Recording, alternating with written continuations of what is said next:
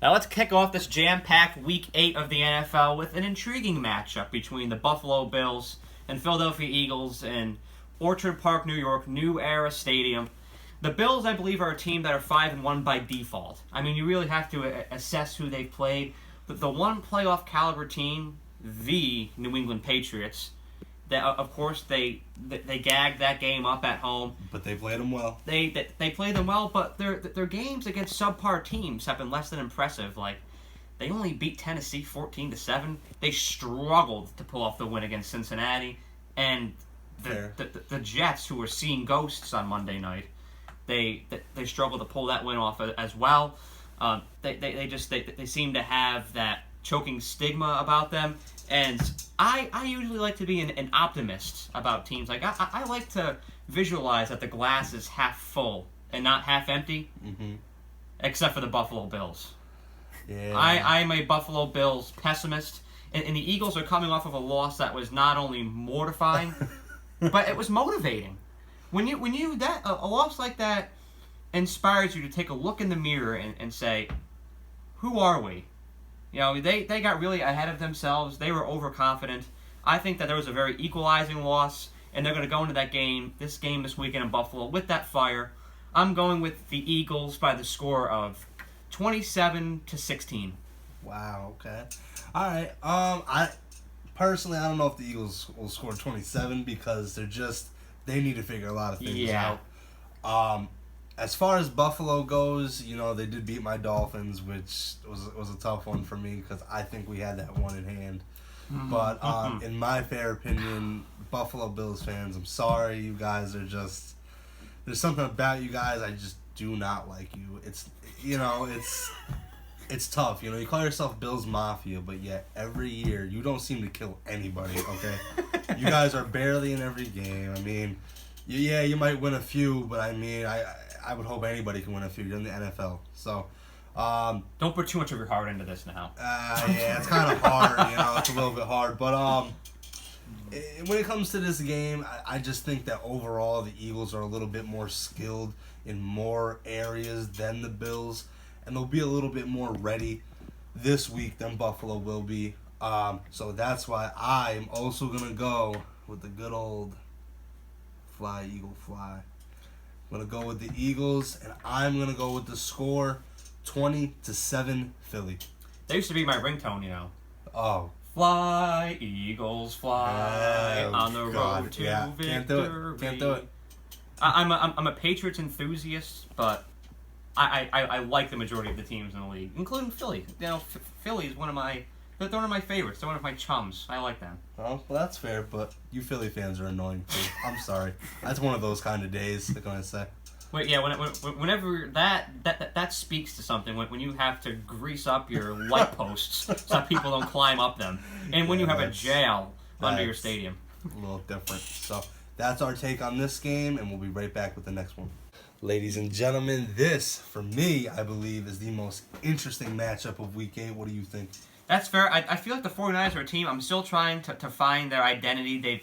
They've yet to have that X factor win that most prominent teams have. Like the game that I want to reference was back in 2012 when the Seahawks completely trounced the 49ers up in Seattle. 42-13. The Niners have yet to have that really impressive and convincing, compelling win. But I actually happen to think that at home, this will be it. Like, you can say that the Rams game was impressive, but it was still kind of sluggish on offense. Fair. Last week, you can say that the climate was a factor against Washington. But in this weekend, I give the Panthers a lot of credit. They have gone way beyond my wildest expectations for them with Kyle Allen. Yeah. And, I mean, they've absolutely flourished under his rule. But I'm selecting the San Francisco 49ers here by the score of 38-17. Wow, okay. I had to think about that for a second. That's a little more lopsided than I thought you would say. It's going to be a very, very good, hard-fought game. I mean, you look on both sides of the ball. They both have pretty good defenses, I would say. 49ers are definitely a run-heavy team, and Carolina will be good at stuffing the run. With acquiring Emmanuel Sanders for San Fran, they're going to try and get the pass game a little bit more involved.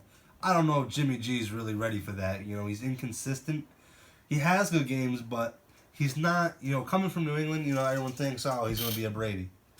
He's not. He's not Brady. So we're going to see what he can do. It'll be interesting. I hope he has a good game. I really do. I root for the kid.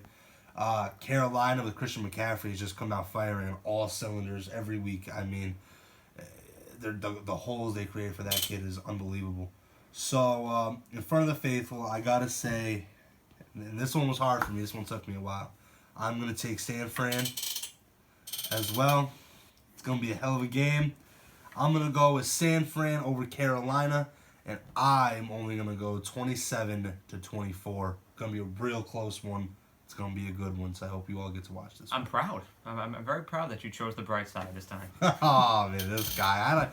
Sometimes we butt heads, but I don't know. Well, before we move on, I just want to put a little spotlight on these old helmets I have. These are from 2007. I got these. Look, I wish the Buffalo Bills would go back to this original scheme, and I love these red face masks on the Niners helmet. Yeah. I wish that they'd keep those. The Browns are definitely doing a lot better now. I like the brown face mask. Yeah, well, I also like that the Browns went to the color rush for their color rush. Yeah. Now that it's their official home, it looks a lot the actual brown uniforms. Yeah. I feel like they look like less of a losing brand with brown face masks. We'll talk about that in a second. We'll be right back with the next one. Now, this is what I consider to be the marquee matchup of the weekend. At Gillette Stadium in Foxborough, Massachusetts, the New England Patriots and the Cleveland Browns. Zeke is about to unleash a massive rampage here in a minute or two. It's going to be bad, people. First, I want to just assess this matchup. The Cleveland Browns are an absolute hot mess of an organization right now. I feel like they're that guy that gets into a car crash and gets chased by a dog and drops his lasagna on the floor all on the same day. They have a rookie head coach in Freddie Kitchens who didn't go through the ranks and get seasoned like the vast majority of head coaches do. Baker Mayfield just can't seem to hold himself accountable despite his lack of mechanics lately, and Odell Beckham is turning into just as egocentric of a wide receiver as Antonio Brown. So there's a lot of distraction going on with this team, but this is a team right here that has a clear vision. Defensively, shattering every record sent by the most notorious defenses in the history of the NFL. I mean, if you go on and look at their statistics, they're putting even the 85 Browns to shame. And their offense may not... Hold on. Their offense may not be sexy right now, but I'm selecting the New England Patriots to win this game and to go at least 15-1 this year. They'll win this game by the score of 37-10. What I think you meant to say was the 85 Bears. What did I say? 85 Browns. Did I really? Yeah. Thank you for correcting me. And we're going to make mistakes on air. I'm keeping this take. It is what it is. Colin Cowherd once called Russell Westbrook Russell Wilson, so... Well, Russell Westbrook wishes he could be Russell Wilson. Yes. As you were saying, Freddie Kitchens is to be pushed as a head coach of a team who is already just so dysfunctional. It's not going to end well. And when you add guys as far as Odell, and then you bring in Sheldon Richardson, who's been passed around the league, the locker room seemed good on paper, but anything can seem good on paper, So yeah. I don't really think it was fair for Freddie Kitchens to be pushed into that role. As far as Odell goes, Odell just looks.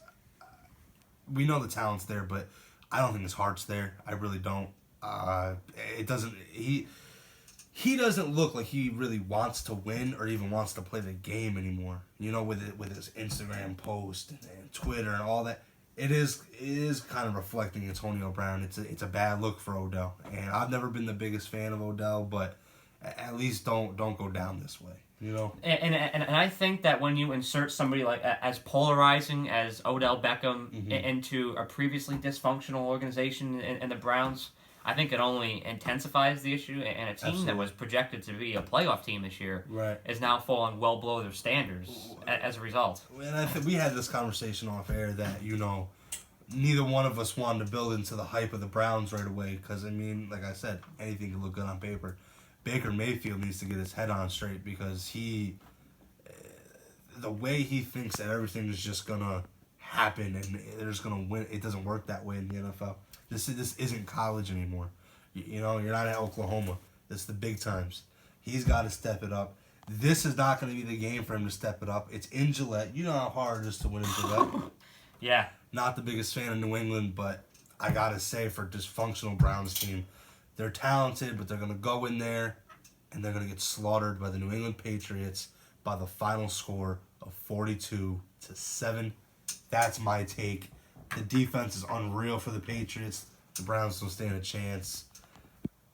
It's just not going to be what we thought it would be. I love watching Patriots football. I love the organization. I love watching just such well executed fundamental performance on the field. I really enjoy watching the Patriots. I think they'll have just as fun watching this game as I did Monday night against the Jets.